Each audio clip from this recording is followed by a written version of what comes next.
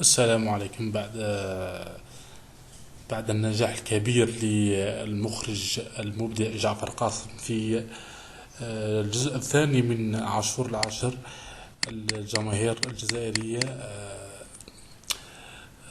تتوقع أن يكون جزءا ثالثا سنة 2018.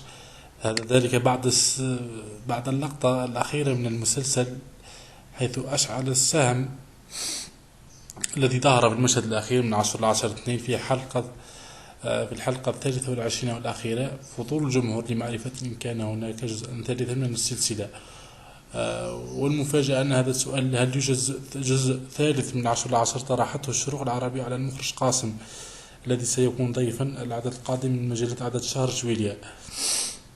لذلك نأمل أن يكون جزء ثالث في سلسلة عاشور العاشر التي نجحت نجاحا كبيرا، عكس الأعمال للقنوات الأخرى التي كانت دون المستوى ورديئة، ولم يشاهدها كثيرا الجمهور ولم يقبل عليها كثيرا.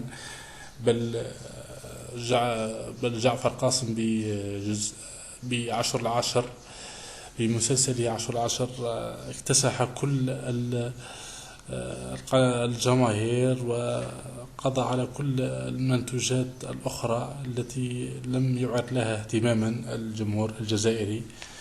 لذلك نأمل أن يكون هناك جزءا ثالثا حتى نستمتع بإبداعات هذا المخرج الكبير جعفر قاسم.